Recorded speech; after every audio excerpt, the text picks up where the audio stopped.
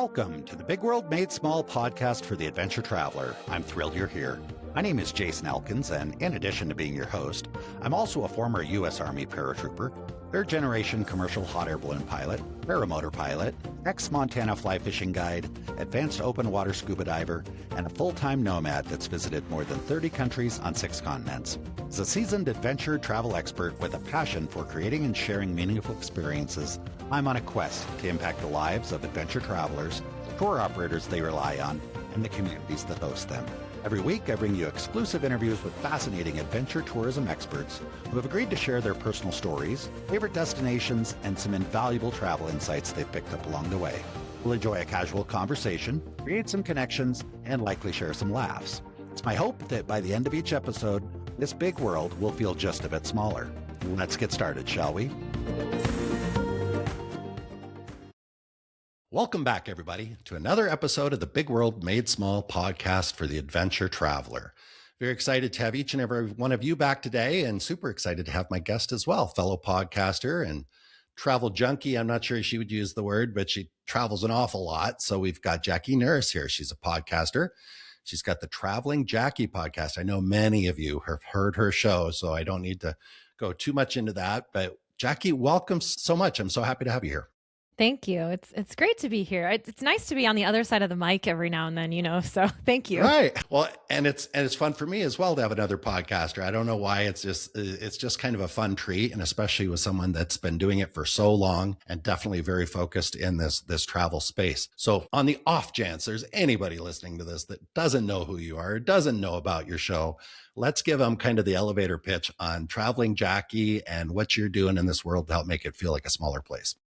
Okay. Well, I actually have about 22 years of traveling under my belt. So, I moved abroad when I was 18 to study Spanish in Costa Rica, and that kind of just snowballed into then studying Italian in Italy and Portuguese in Brazil. And I just kept going. And 10 years into my travels, I started a proper travel blog. And then I started the podcast just 1 year after that. And that kind of set me apart and kind of took off on its own trajectory. So yeah, that was almost 12 years ago now. And I have been podcasting for that long, which is wild to me. And throughout that adventure, I also started leading trips for my own audience. So I started organizing adventures all over the world and inviting my podcast listeners to come and join me instead of just, watching me and listening to me go and do these things. I said, hey, let's do these things together. You can do this too, and started inviting them.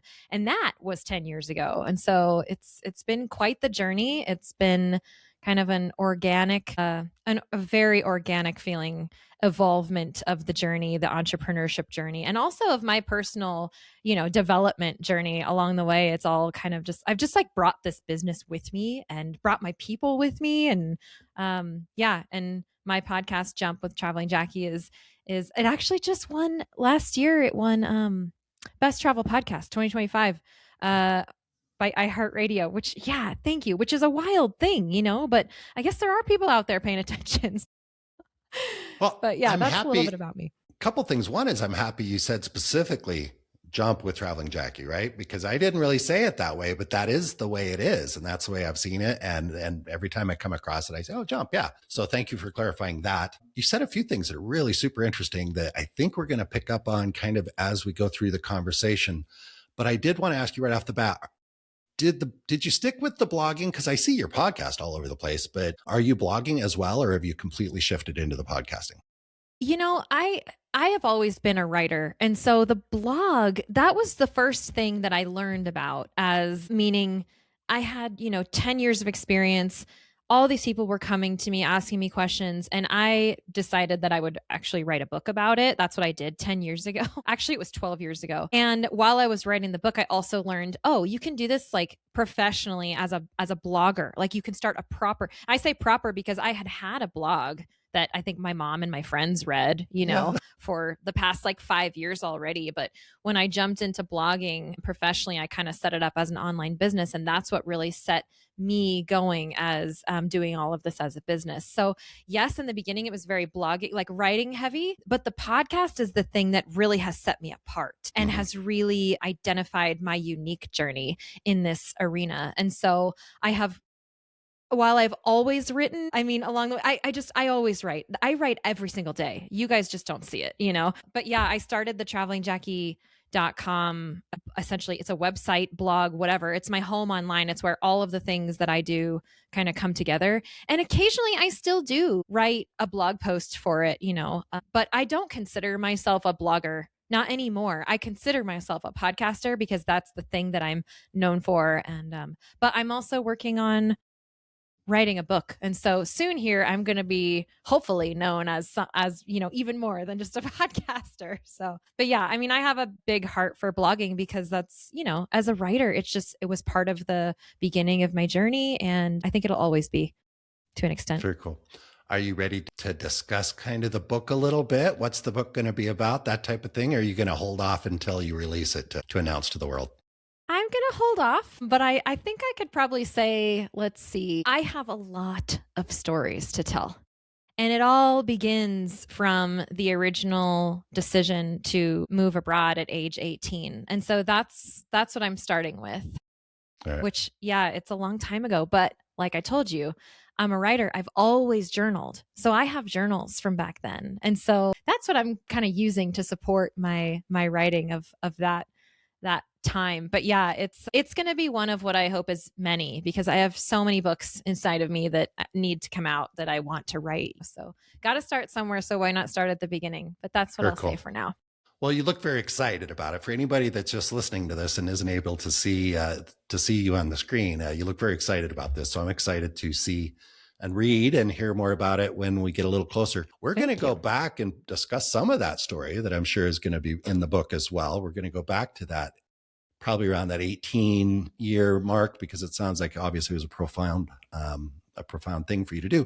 But before we do that, let's discuss real quick the naming of your podcast, because your business is Traveling Jackie, but then the podcast is Jump with Traveling Jackie. Yeah. How did you come up with that name? What's the significance of the word jump for you? That's so fun. I love this question. It actually has lots of meanings for me. The most obvious, I'll start with this, you can't just leave it as something so simple because I'm such a complex person. So we're going to start with the surface and then we're going to go deep. There was some deep meaning behind this. So let's go. But I have for years, decades. I don't even know when I started doing this. I love to do these fun jumps in the most random and epic corners of the planet. And I started doing this by myself, I just would have somebody take a picture of me jumping, whatever. So fun. And when I started doing my group trips, I brought that tradition onto the group trips ever since the first one. So there is a picture from every single group trip that I've ever orchestrated of a group jump in some cool epic corner of the planet, right? So there was that, which was just like a fun little kind of sprinkle on top, because the deeper meaning is that I'm really, really all about courage. That's my thing. And I think I've been quite brave with not only with my life, but also with my writing and bringing people with me and sharing my story and being transparent and vulnerable about it, and just saying, hey, if I can do this, so can you. Let's get out of that comfort zone. There's that whole quote about taking the leap. And that's really what it is. I want to invite people to take the leap, discover for themselves what courage feels like, what it feels like to get outside of the comfort zone and stretch those muscles and learn something new, and then be able to stand on their own 2 feet and look around and say, hey, I'm in a new place. I've never been here before. I got myself here, And so that therein lies the profound kind of meaning of jump, is it's an invitation to get outside of your comfort zone. And I will facilitate as much as I can, or I will sit back and say, hey, you go do your thing, whatever it is, even if it doesn't look like one of my group trips, whatever, just do it. Challenge yourself, get out there. And so it really is an invitation. Jump, get outside your comfort zone. That's what it is. Absolutely love it. I figured there was some of that type of meaning in there. Which is great. That's what's great about the name of something, also alludes to what it's all about. And jump out there. It's kind of, with mine, Big World Made Small. There's a reason I named it that. I want to make the big world feel smaller by encouraging people to get out, and go do something. So Mm-hmm. I get that completely. All right. So 18, what was going on right before that maybe inspired you to, you said Costa Rica was the first place. Mm-hmm.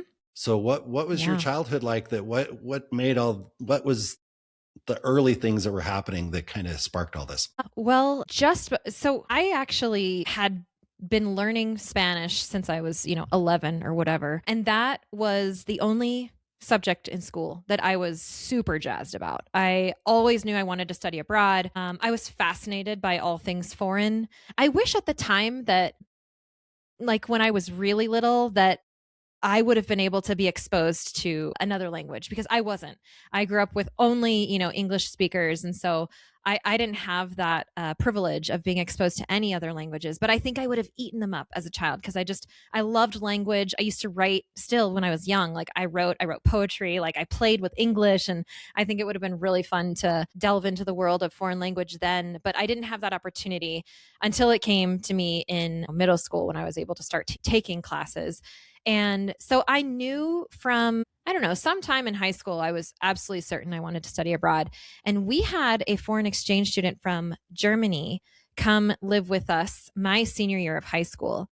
Where did you grow up? Where were part of the country were we discussing? I grew up in the West. So Okay. I grew up my young years in Tahoe, Lake Tahoe, California. And then by the time we went to high school, we had moved to the Nevada side. And so I went to school in, of all places, Carson City, Nevada, which is where this German student got placed with my family. I mean, we kind of picked her, but I look back on that now and I'm like, man, you're from the middle of Germany. You could have gone anywhere in this country, and here you are standing next to me, brushing your teeth in the sink next to me. This is so wild. And her name's Lydia, and she's still my sister to this day. I mean, we really bonded that year in all of the ways that I feel like I've never had a sister. I always had a brother. My brother is a year older than me. And it's part of the reason that we invited Lydia into our house. He graduated from high school and went away to college. And that was the year that we had Lydia come. And so she lived with me for a year and kind of just even more opened my eyes to the experience of studying abroad. And I mean, she obviously had come to learn English, but I think that I probably learned the most.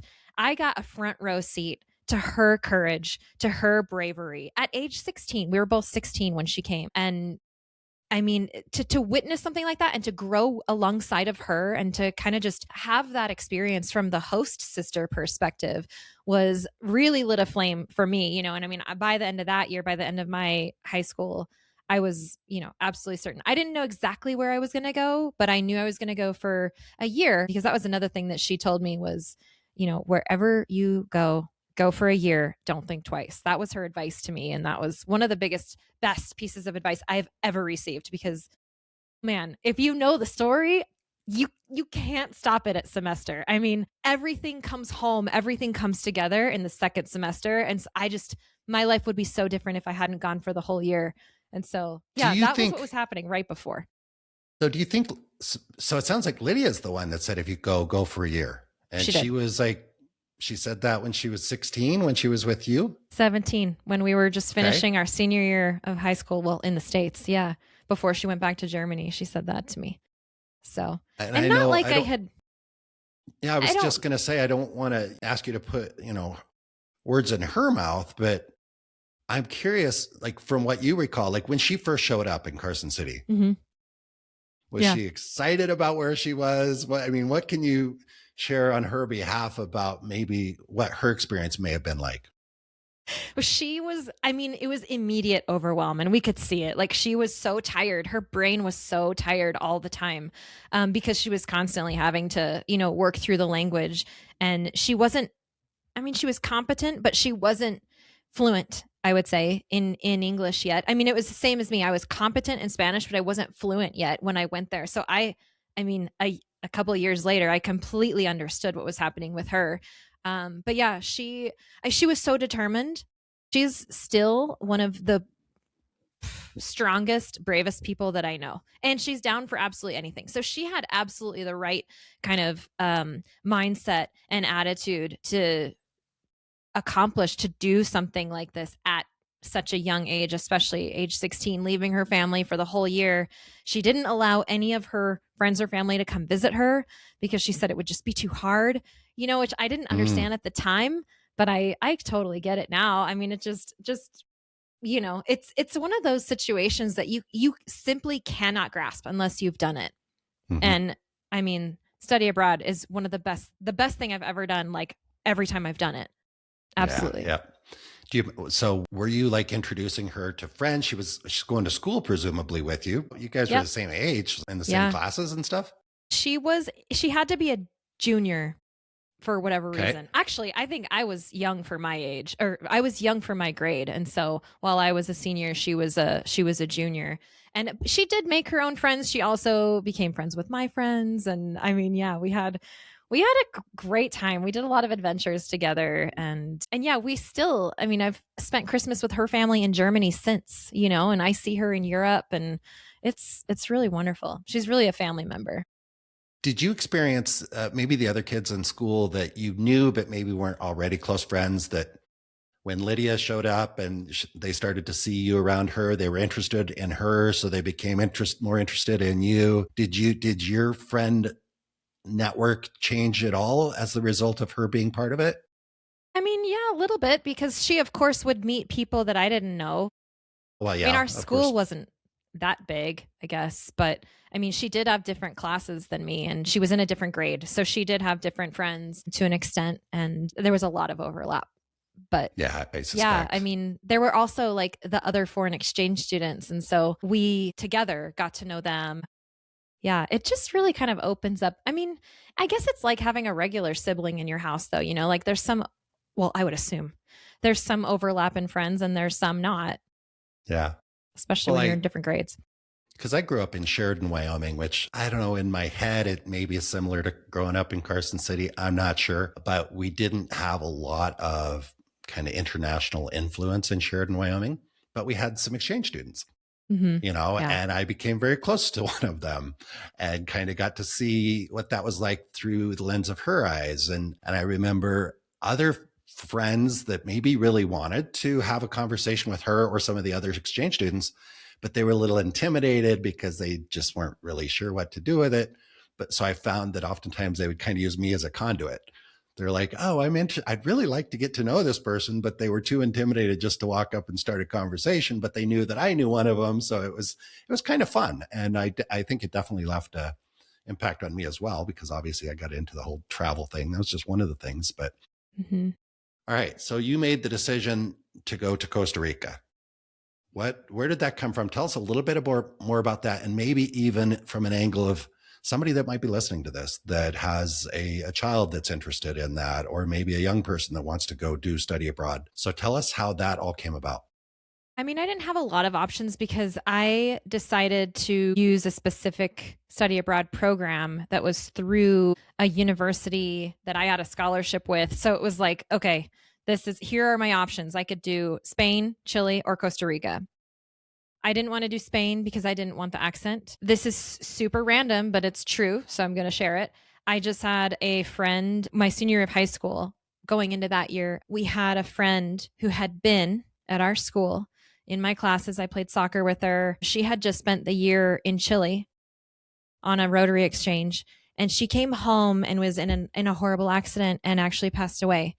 And that, I know, it was wild. It was wild. Yeah. And that was like right when Lydia arrived, actually. It was like right at that same time. But there was something about that said, I'm not going to Chile. I can't do it.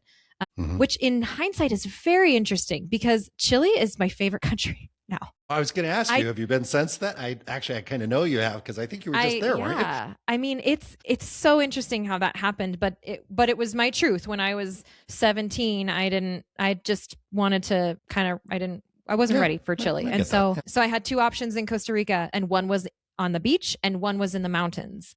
And I chose the mountains. Essentially, that's all it was. I'm a mountain person.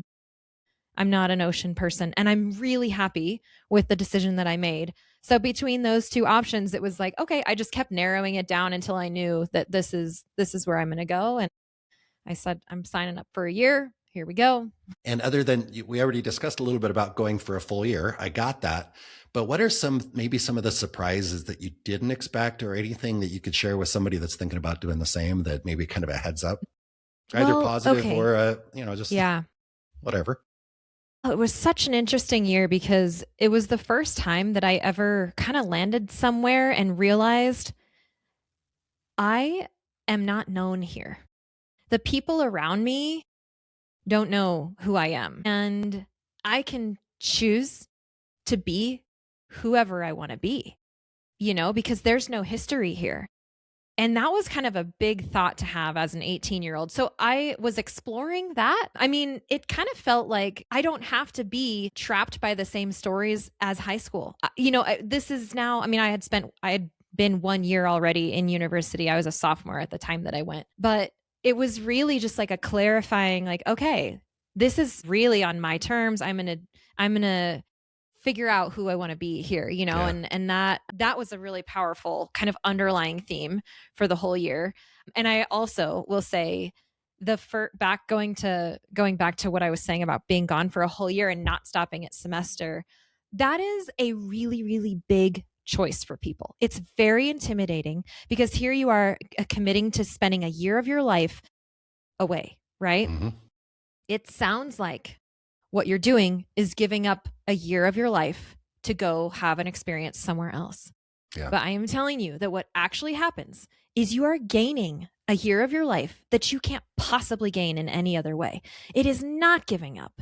It's not giving up a year. It's gaining a year that will blow your mind. And you can't do it in 4 months. Like I was super competent in Spanish when I arrived. And my biggest goal was to become fluent in Spanish.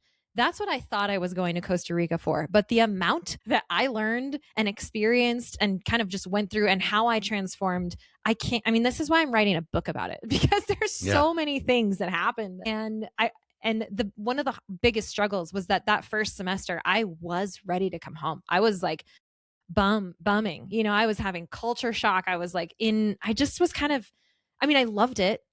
There was so much I loved about it. And there was also so much that I felt like I was missing out on, like my life. I left this life behind and blah, blah, blah. And I ended up going home for Christmas and realizing that, no, I'm not missing anything. Like I'm not actually missing out on anything here. Like everything here is exactly the same, and like, no way. So I, got back on that plane to Costa Rica just with kind of bright-eyed and bushy-tailed. I was ready to like just get back in there. And then when I arrived that second semester and the sun was shining and I just was like, yeah, this is me. This is who I am. Like, oh man, all thoughts of the negativity, the weight, the hard part. It was like I was already through it. And that's why that second semester matters so much. It matters so much. Like 4 months is nothing. It's not enough. A summer, not even close. If that's all you can do, go do that. Really. Like but if you want to actually change your life, go live somewhere for a year when you're 18. Do you think, in hindsight, or did it ever occur to you, has this thought ever gone through your head, if I had stayed home when I went home for Christmas, then I would have went a totally different direction with my life? I haven't actually like played out that narrative in my mind. I know for sure that my life would be so different. Like, I don't know if I would be sitting here right now doing all these things. Yeah. I don't think that I would. Because there's potentially, because there's potentially okay, I went and did it, but it wasn't for me. I said I was going to go for 2 semesters. I only went for 1. So I guess maybe I'm not cut out to be this world explorer or whatever. And maybe you're less likely to then go on to the next place, because you went on and did this in other places as well. And for another year. Yeah. I could see a scenario where if you'd given up at Christmas that 1 year, it might have changed. You might still be in Carson City. I don't know. No, God, no. I never wanted to be there. I never wanted to be there. That's one of the things. I went to that university because there was a scholarship that would follow me overseas, and that was the beginning of me getting out and getting away. And that's what I really, really wanted.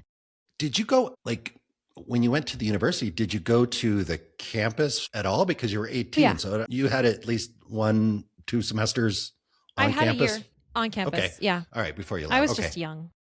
Yeah. Well, I remember you I had said to something turn about 18 before they would let me fly overseas by myself too. I mean, come on. Like, God, that. out of the house and you're still like, I can't, you don't even recognize me on paper yet. Come on.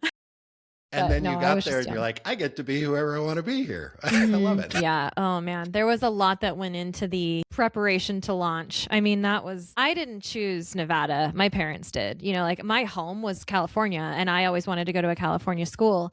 And it wasn't until I was about a junior in high school that I realized, oh no, like I can't, I'm not in state anymore. What? Like it didn't hit me until people were starting to talk about college. Like I can't go to a California school. I didn't have a college fund. Like I had to put myself through college. So, you know, Yeah. I was dependent on my scholarship and I had a really good one for that Nevada school. But luckily, it has an incredible study abroad program. And so I used it for 2 years and it Pretty helped me get cool. out. Pretty cool. When you went to Costa Rica, were you staying in like in a dorm situation or did you stay with a family? I don't know if you mentioned that. I might have missed it.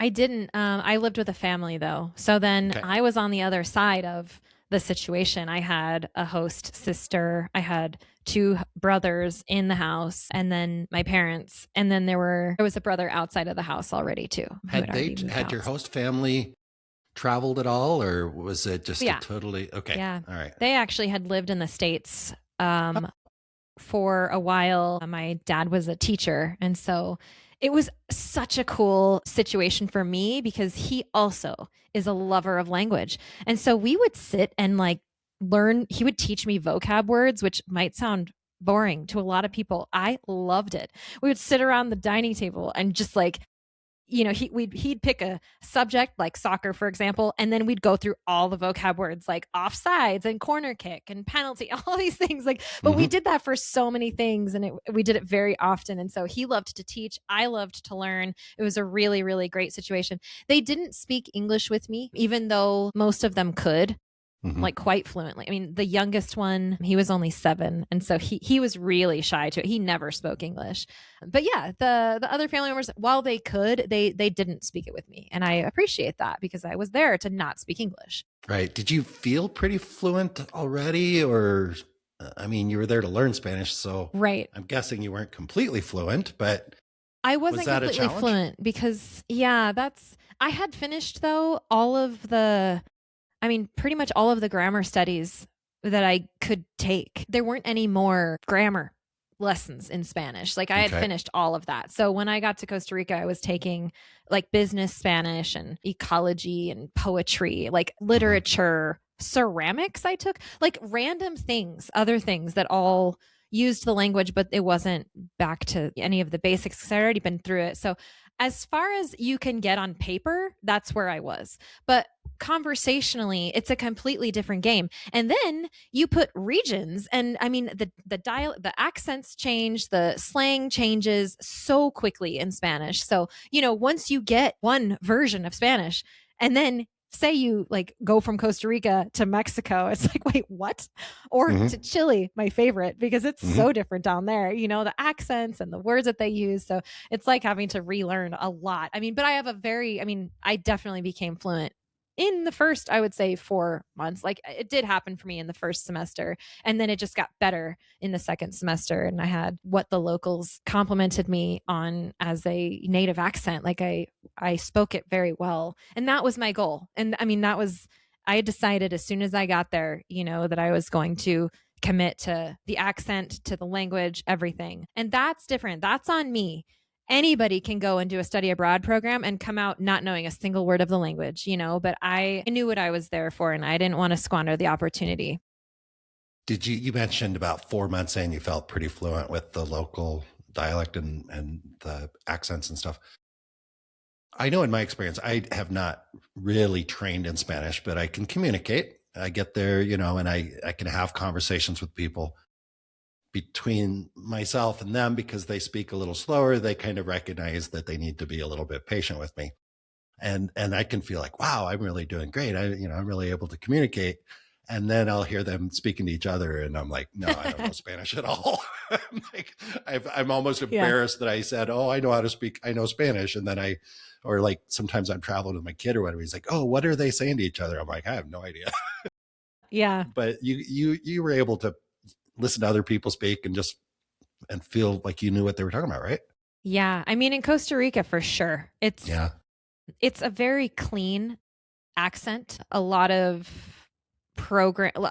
even corporate and government companies will send people specifically there, or like to Colombia, kind of those central-ish countries, because their accents are so much clearer than in some other places. I mean, right.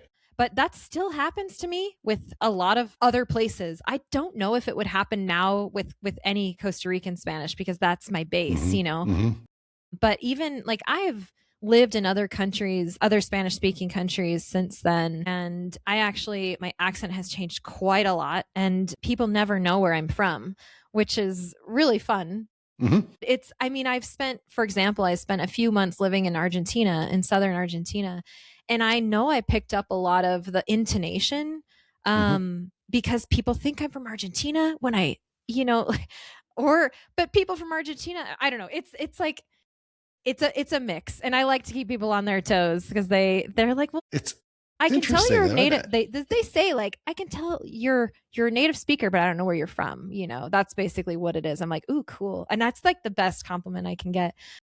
I think I had something similar, but like not the same.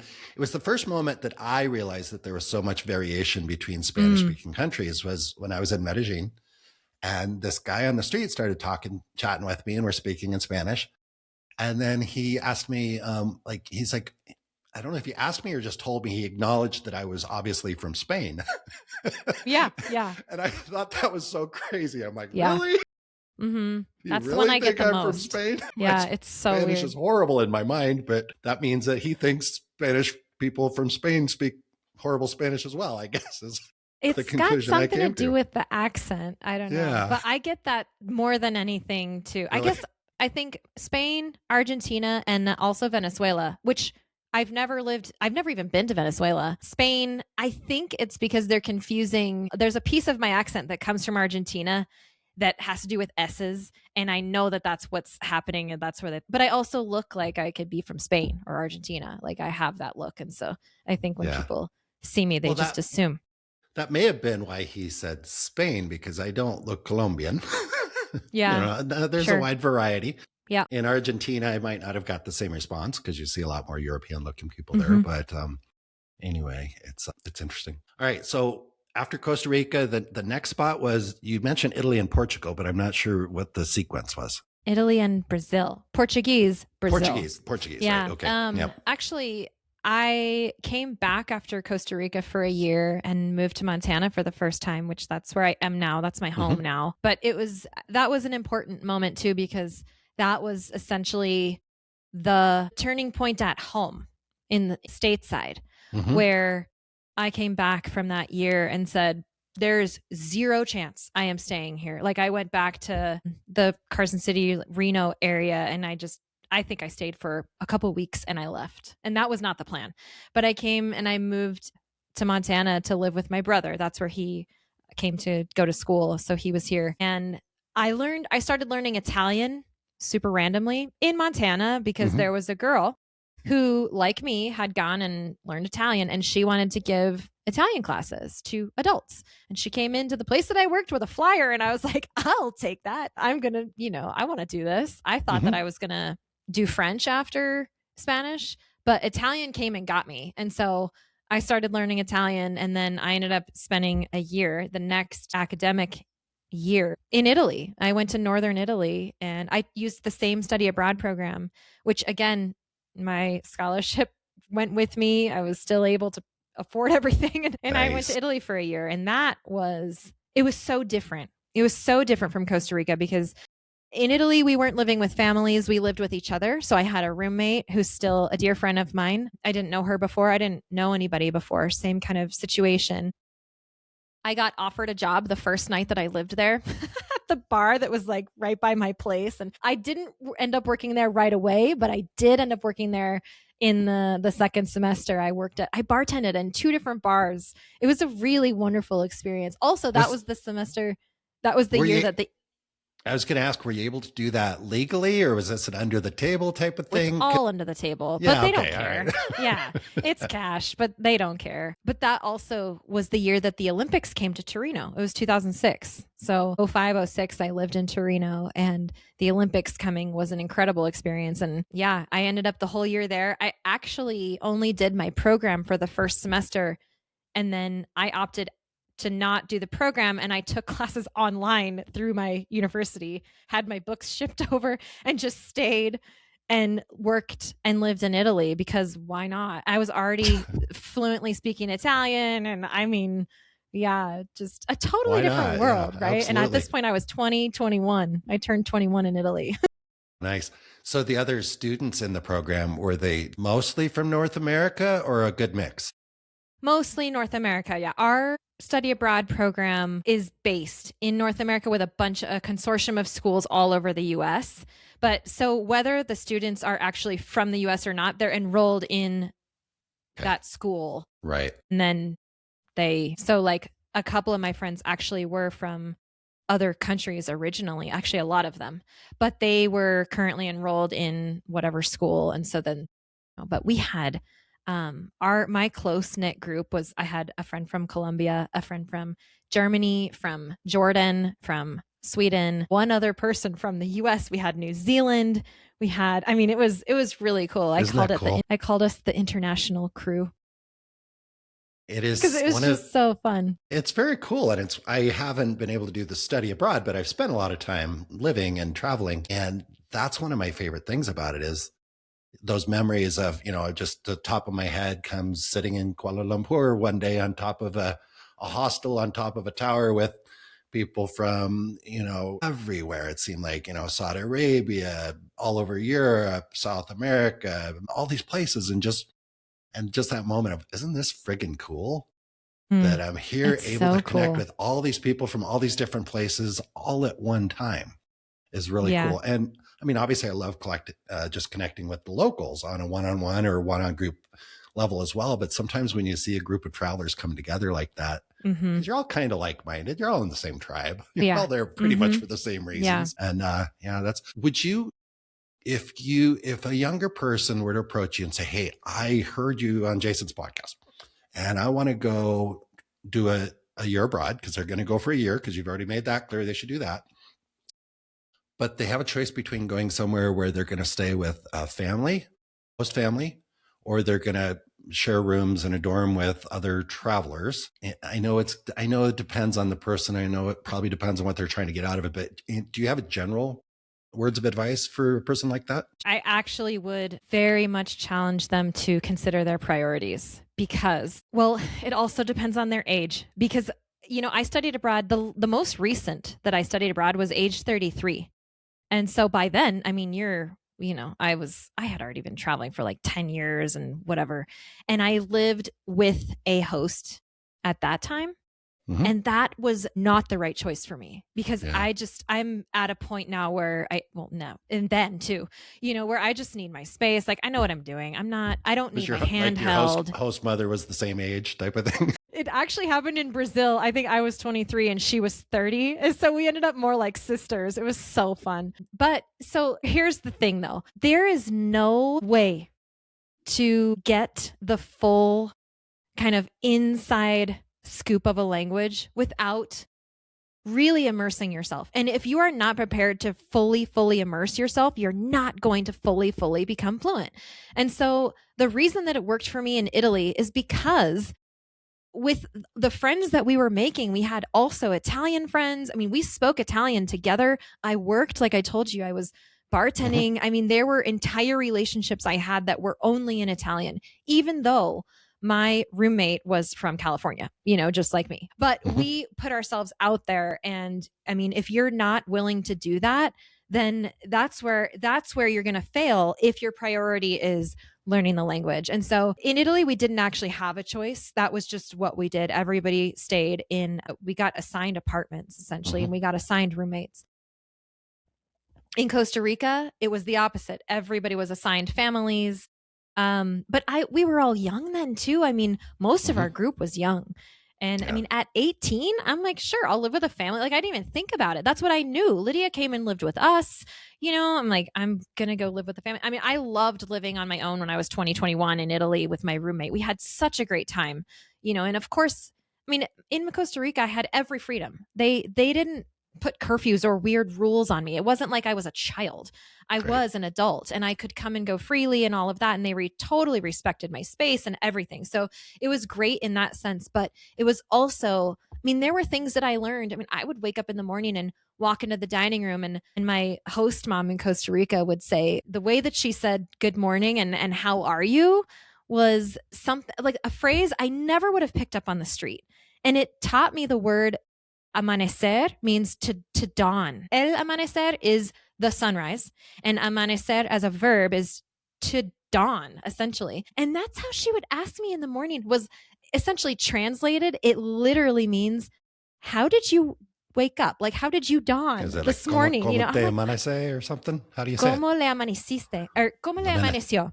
¿Cómo le amaneció? Because in Costa Rica, they use usted. They don't use tú, which was also quite interesting. But like stuff like that, you are not going to pick that up on the street. Roommates. There's a lot you're going to pick up on the street, like dancing, whatever, like with friends, having relationships in that language, of course. But there are things that are extra special that you get within the house that you just wouldn't otherwise. And so it really comes back to your priorities, and you need to understand why you're there. And if this is your opportunity, don't squander it, Right. And I think also I want to ask about issues of, social, maybe loneliness. I mean, did you run into situations where maybe other students or even yourself dealt with, oh, geez, it's less lonely if you're with a family? I mean, is that a consideration to somebody that maybe is not super extroverted, that's not going to go out and probably make a lot of friends? Are they better off staying with a family? Or, I mean, did you have any thoughts on that, or did it even come up? Are you kidding me? Every person who studies abroad battles loneliness.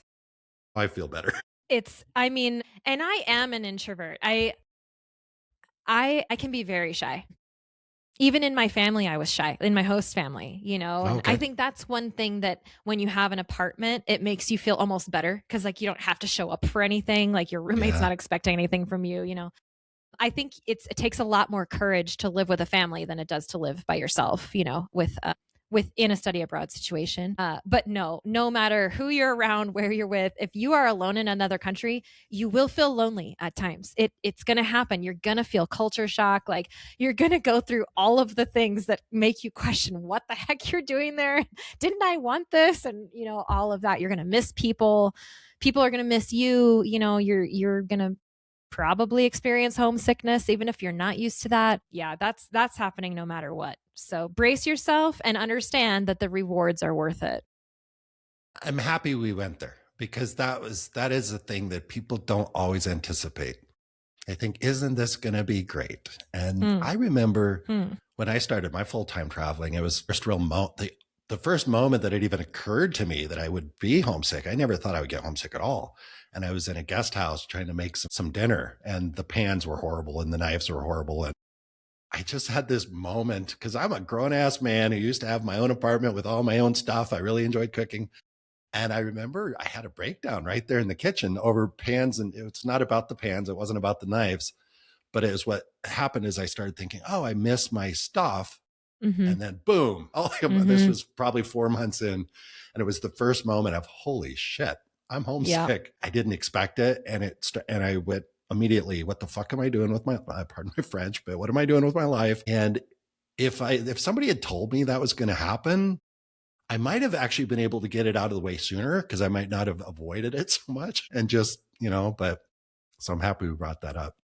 I think it's possible to avoid. It's part of the journey, right? Because this thing of studying abroad, of living in another country, it's not about the destination. It's just not. It's about the journey, and that's part of it. It can't be all rainbows and butterflies. It won't be. If you are, something's wrong. Like definitely something's wrong, because that's just not how it goes. That's not life. Like that's just not life. And so while you are aspiring to experience all these lovely things, and you're going to have the highest highs and the lowest lows you've ever experienced if you're taking yourself alone to another country. Like that's just how it's going to be. Yeah, I think people need to hear that, because I suspect there's an awful lot of people that started out on this grand journey of, oh, I'm going to go spend a year abroad or whatever. And then 3 months later, they're like, I'm going home. Screw this. Yeah, this sucks. If you can pull through though, which yes. I mean, that's the difference of, it's okay to give up and go home sometimes, right? There's a time and a place for that. I would say that that's okay if you think that that's really what's best for you. But if you can get through those hard moments, like those are the ones you learn from the most, you know, pushing through that, that's where your new muscles are getting strengthened. And you can never be the same on the other side of that. That is the threshold of the comfort zone. You choose to stay in it or you choose to push through it. And what you come out on the other side is not the same as where you were. And you can never go back. And nothing that you've accomplished in this time can ever be taken away from you. That's like the real reward of doing the hard thing. It can never be taken from you. You get to keep that with you for the rest of your life. And people need to hear that. So thank you, because I agree. I think people need to know that there is another side, because otherwise they just run into the wall and just think, this is my wall. I guess this is where my journey stops. Yeah. And it's a big wall. It wants to keep you inside. It's a really big wall. For some people, it's just even starting the journey. I mean, I remember the walls that I had to break through, and putting notice on my apartment, selling all my stuff, selling my car. All of those are really, really hard. Yep. And then I thought it'll all be easy once I get to wherever I'm going. And then I'm like, geez, there's walls here too. Damn. But it's good for people to hear that, because they know, oh yeah, there's going to be a wall. I might as well just prepare for it now and just say, I'm going to push through it. You know, I'm going to at least push through it before I decide to go home. Let me get through the wall before I make any rash decisions about, okay, I'm at the end of the line. So yeah, very cool. So we've discussed a bunch of different things, and obviously you do podcasts all the time. You got a lot of things to share. Appreciate that, but I also want to be respectful of our time here on this episode. And I know there's a lot of things we didn't touch on, so I'm just going to ask you directly, Jackie. What should I have asked you? What do you wish I would have asked you, or what other things do you want to kind of share with our listeners here? Either about yourself, your business, your podcast, life in general. We've shared a lot. Anything else you'd like to cover before we wrap up? You know, I have done so many interviews like this, and, you know, I've had a lot of conversations like this, and I don't think in any of them I've ever dived this deep into the initial study abroad, which honestly I feel is so important. And so I appreciate that you asked me the questions that you did, because it's like such an easy thing for people to just glaze over, you know, instead of digging in. What did that actually look like? Like, what was that about? You know, and it was such a, I would say pivotal. That makes it sound like a very short moment in time, but it was such a pivotal year for me, and such a foundational year for the person that I am now. That no, I think that was, I love talking about study abroad. I am champion for study abroad. I encourage everybody to do. I mean, I'm 41 now, so I'm kind of like, I'm past the years of like the people who are listening to me aren't thinking about studying abroad like they used to be, because I used to be more in that age group, you know. But I mean, now people have kids that are maybe considering it, and I mean, there's nothing better that I could encourage an 18-year-old to go do than drop absolutely everything and remember that you're not giving up a year. You're gaining an experience that you cannot gain any other way. And so few people even attempt it.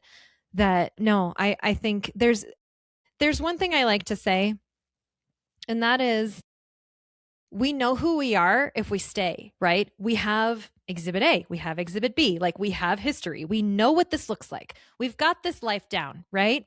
But who will you be if you go? You cannot answer that unless you go. And this is your one life. You know, what are you going to do with it? Do you actually want to stay and just be like, okay, I'm good. Like, comfort zone, check. I'm going to stay here. You know, we need people who do that too. We honestly do. Because if everybody was like me, the world would be a wreck. But I mean, for those of us who have the inkling, even a little bit, to go and try it out, like, you've got to go, you know, exercise that right to a passport. I mean, especially these days, you're talking about big world made small. I mean, there is one way to do that, and it's to get off the couch and go travel, go do the thing and meet the people on the other side of the world that you have only ever heard stories about. Make them part of your story so that next time something happens over there, you're interested in it, and that's the world becoming small. And that's people just connecting with each other and, learning to accept and tolerate and love and protect. And travel is capable of so much. I mean, you just really said everything that I feel in my heart. So thank you. That's, I agree with you completely. I do want to ask this. I got it real quick though, is you mentioned you don't have maybe too many 18-year-olds listening. I probably don't have too many 18-year-olds listening, but we have parents listening. And if I were to listen to the conversation you and I just had, I might have heard, if my daughter or my son goes away for a year abroad, they're never coming back to Carson City. I may have heard that. There may be somebody that heard that. So other than what you've already said, is there anything else you'd like to say to a parent that maybe is thinking, oh, maybe I should maybe my kid's talking about it, whatever. Is there anything either to ease your concerns or just ease their concerns or just make it a little easier for them? Honestly, or just my parents were very, I want to use the word and bear with me because this is a positive thing. They were very hands off. Like they were very, I'm the one in my life who's going to go after something. Right. And so it was me, it was my decision all along and they just supported me. And that I haven't realized until, I guess I realized more through my adult life, what a blessing that was, because they weren't ever saying, no, you can't do that. No, they were saying, you want to do this too? Go ahead. Like we support you, and that without having them worrying over me all the time, I was able to really kind of spread my wings and do my own thing and discover for myself. And really, like, I'm not a parent. I never will be. I can't possibly speak to another parent on a level that makes me sound like I know what I'm talking about. Well, I will say though, let me ask you this. Do you think that your relationship with your parents was better because they supported your decision? Or if they had held you back and said, no, we don't want you to go. It's too far. It's dangerous. We want you to stay in Carson City. So what's the benefit to the parent? Yeah. What's the benefit to the parent? This is my personality too, but they had to let me go. They weren't letting me do anything, honestly. Like I did it. But if they had tried to put any kind of chains on me, I would have been very resentful, because that's what I knew what I wanted. And so, as a parent, that's what I would need to hear. And as the person who went, it completely made my life like, no, you need to let it happen. Step back. Awesome.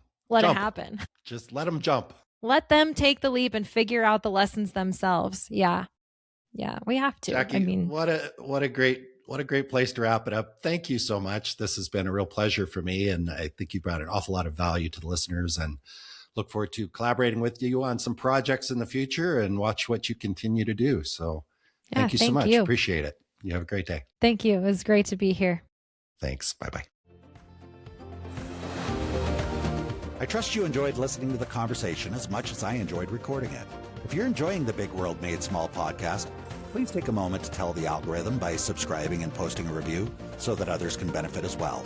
I also invite you to take a quick trip over to bigworldmadesmall.com and join our private adventure travel community to receive new episode notifications, special access to our guest experts, and perhaps even some exclusive partner offers that we haven't discussed on the podcast. I'll publish another episode soon. Until then, keep exploring. It's the best way to make a big world feel just a bit smaller.